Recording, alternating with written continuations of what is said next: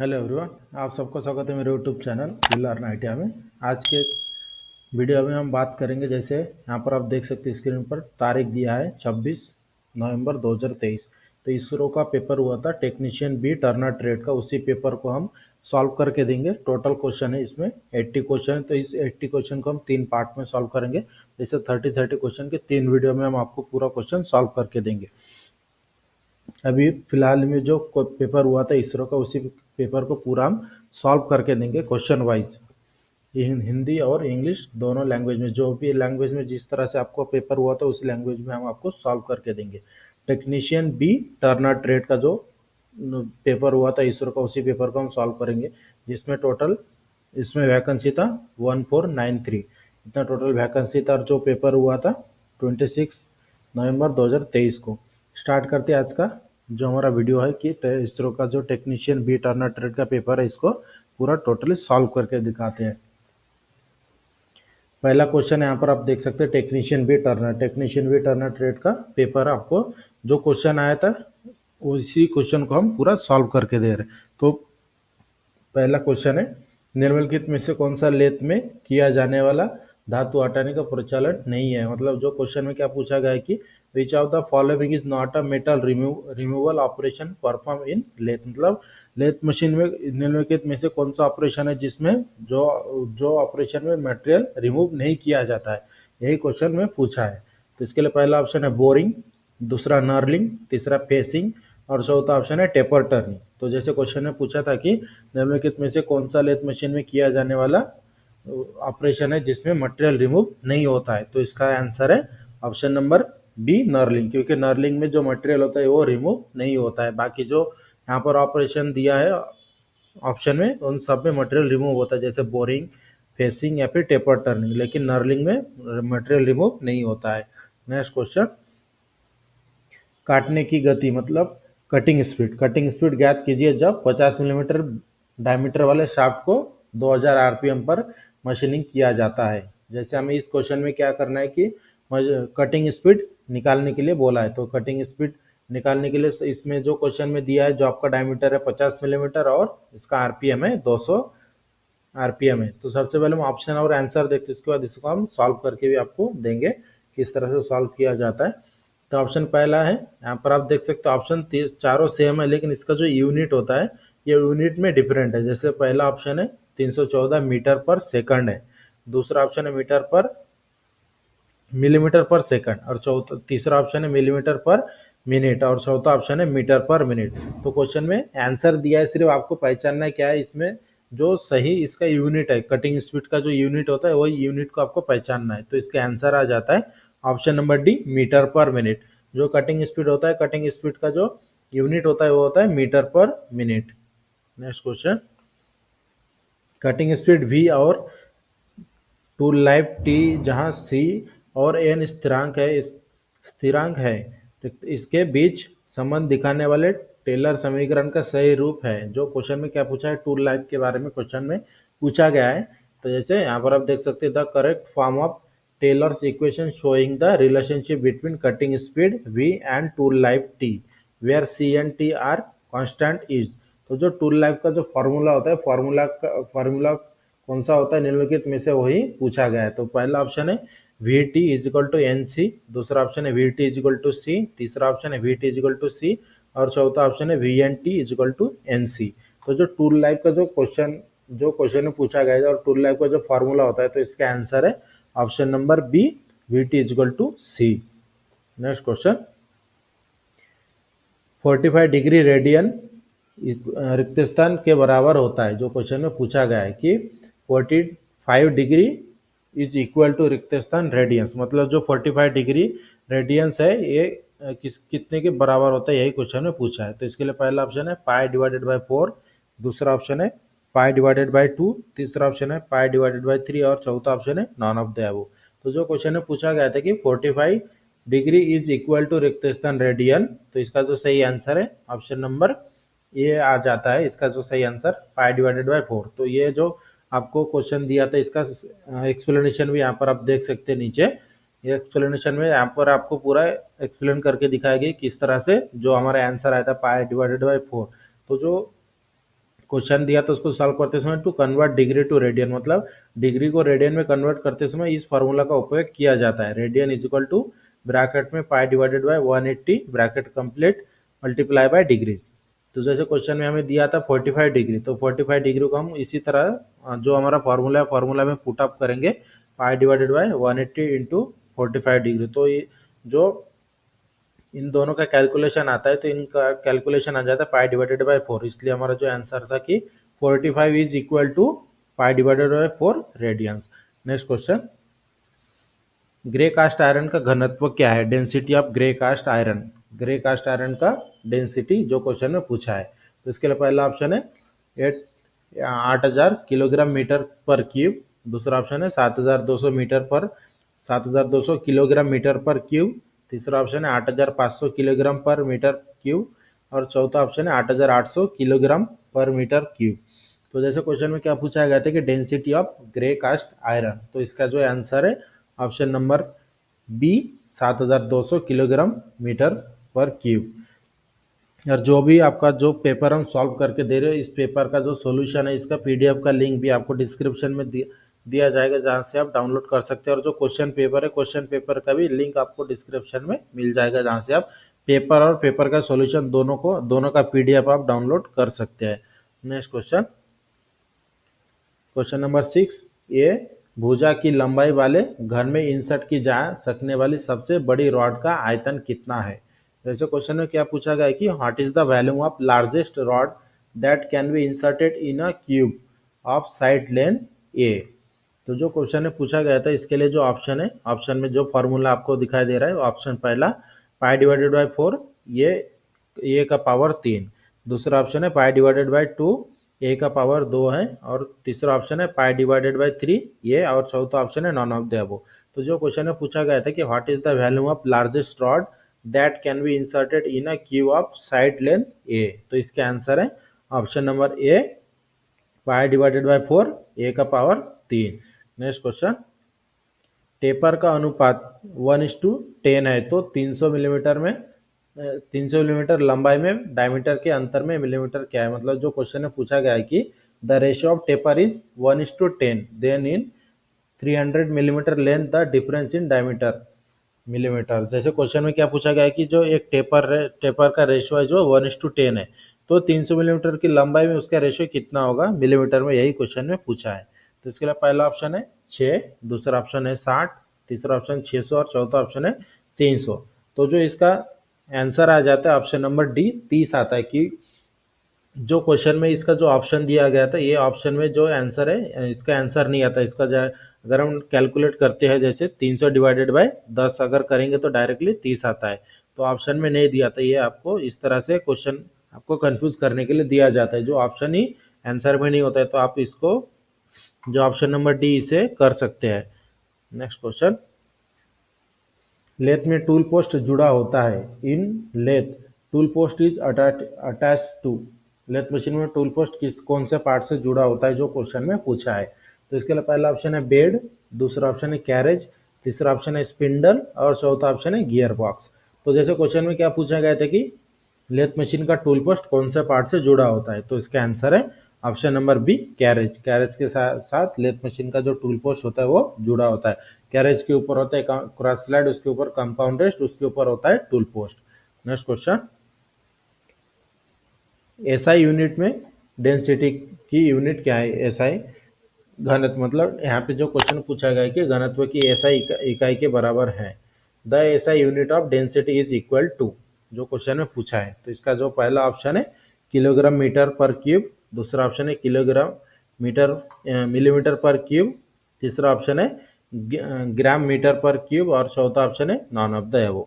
तो जो क्वेश्चन में पूछा था कि the SI unit of density is equal to, तो इसका आंसर है option number A kilogram meter per cube. Next question, निम्नलिखित दी गई धातुओं में से कौन सी धातु उच्च काटने की गति से काटी जा सकती है? जैसे क्वेश्चन में क्या पूछा गया है कि among the given following metal which can be cut with high cutting speed, मतलब जो निम्नलिखित में से जो मेटल दिया गया है, इसमें जो 4 ऑप्शन में जो मटेरियल है, इस मटेरियल कौन से मटेरियल को हम हाई स्पीड में कटिंग कर सकते हैं, यही क्वेश्चन में पूछा है। तो इसके लिए पहला ऑप्शन जो हमारा मटेरियल है कास्ट आयरन, दूसरा ब्रॉन्ज, तीसरा हाई कार्बन स्टील और चौथा ऑप्शन है एल्यूमिनियम। तो जो क्वेश्चन में पूछा गया था कि जो निम्नलिखित मटेरियल में से कौन से मटेरियल को हम हाई स्पीड में कटिंग कर सकते हैं, तो इसका आंसर है ऑप्शन नंबर डी एल्यूमिनियम।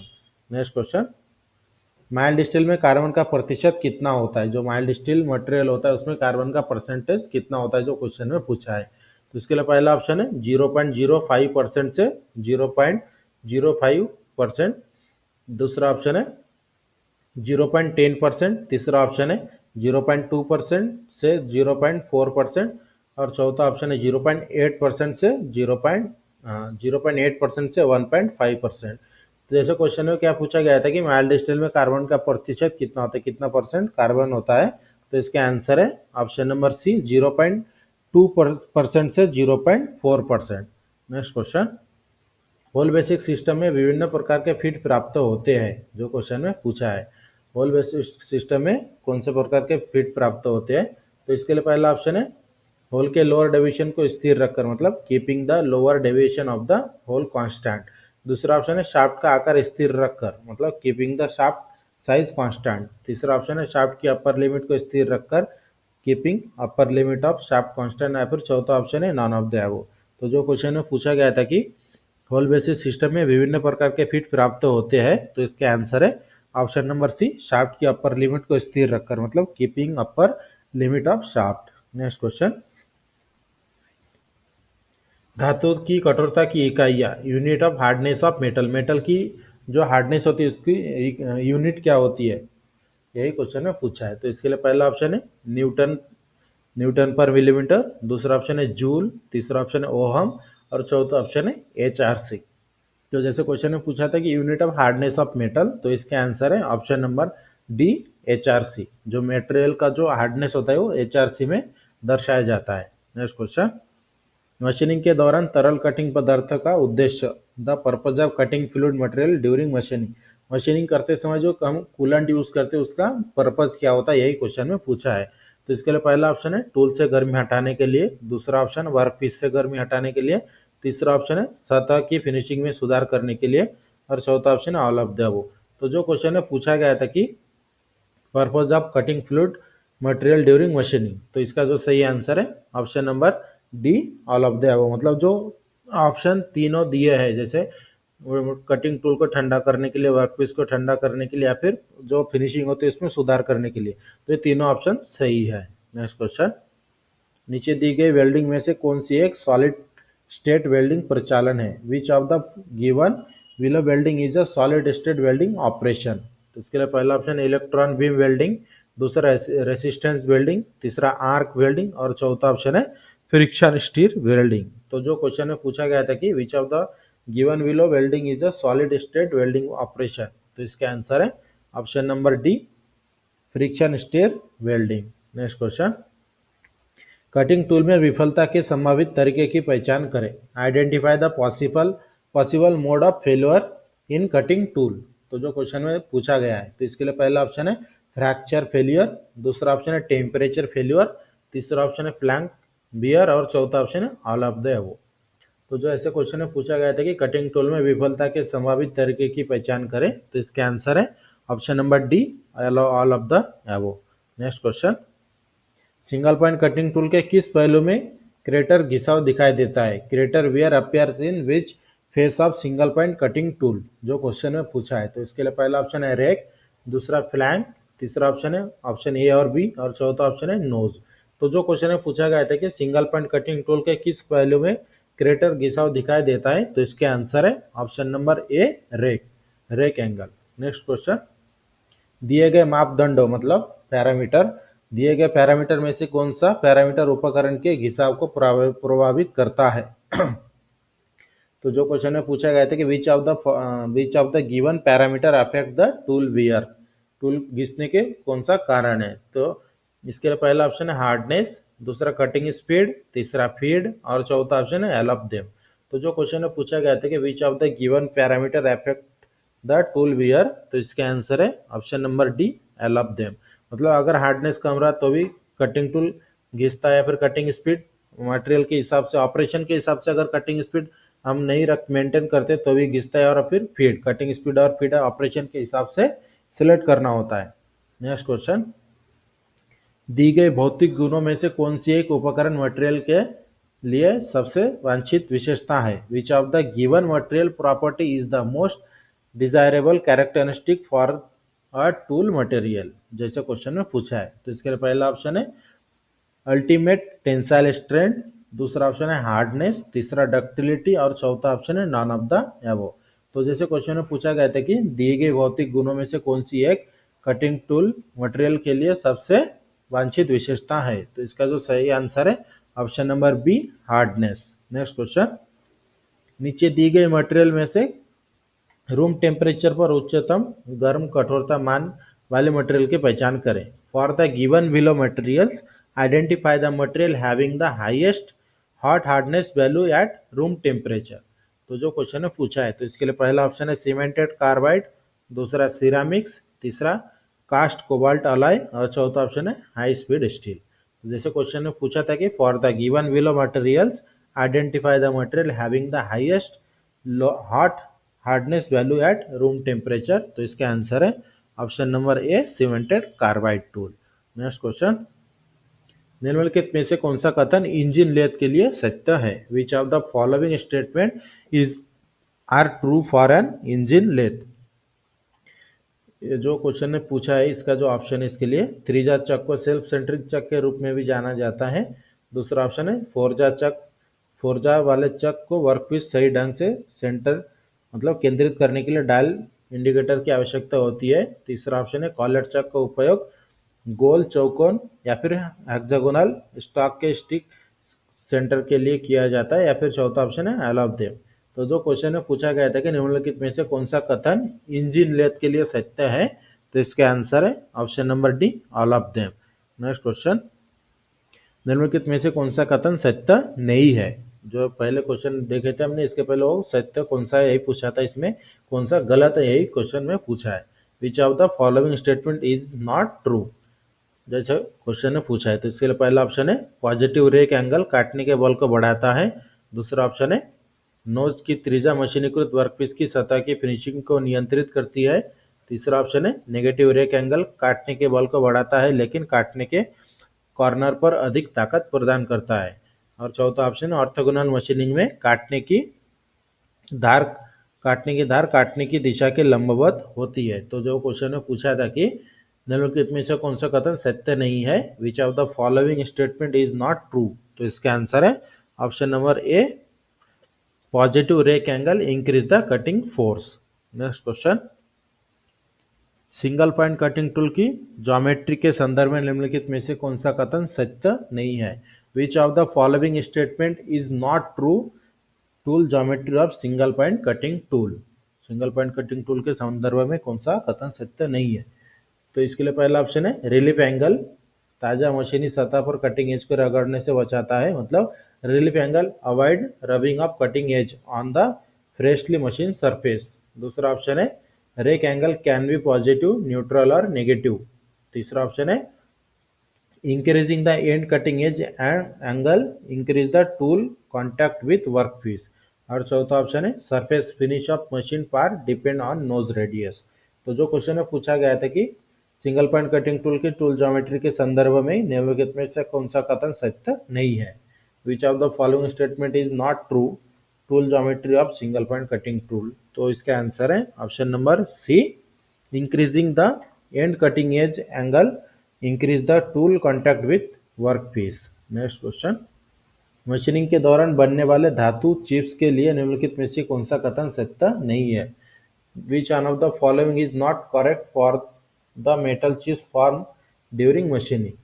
इसके लिए पहला ऑप्शन है built up edge usually result in superior surface finish, दूसरा ऑप्शन है continuous chips are form at higher speed while machining ductile material, तीसरा ऑप्शन है shear distortion take place near to tool face in case of segmented chips, और चौथा option है types of chips getting form during machining depend on ductility of material. जैसे question में क्या पूछा गया था कि मशीनिंग के दौरान बनने वाले धातु चिप्स के लिए निम्नलिखित में से कौन सा कथन सही नहीं है, तो इसका आंसर है option number A, built up edge usually result in superior surface finish. Built up edge के परिणाम स्वरूप आमतौर पर बेहतर सतह फिनिश मिलती है। नेक्स्ट क्वेश्चन, निम्नलिखित में से कौन सा वर्क होल्डिंग करने वाला उपकरण नहीं है? Which of the following is not a work holding device? निम्नलिखित में से कौन सा एक वर्क होल्डिंग डिवाइस नहीं है? तो इसके लिए पहला ऑप्शन है फेस प्लेट, दूसरा ऑप्शन है कॉलेट, तीसरा ऑप्शन है चक और चौथा ऑप्शन है कैरेज। तो जैसे क्वेश्चन में क्या पूछा गया था कि निम्नलिखित में से कौन सा वर्क होल्ड करने वाला उपकरण नहीं है? तो इसका आंसर है option number D, carriage. Carriage की सहायता से हम कोई भी जॉब को पकड़ते नहीं है। नेक्स्ट क्वेश्चन, लेथ के विभिन्न प्रकार के संदर्भ में निम्नलिखित में से कौन सा कथन सत्य नहीं है? Which of the following statement is not true different types of lathes?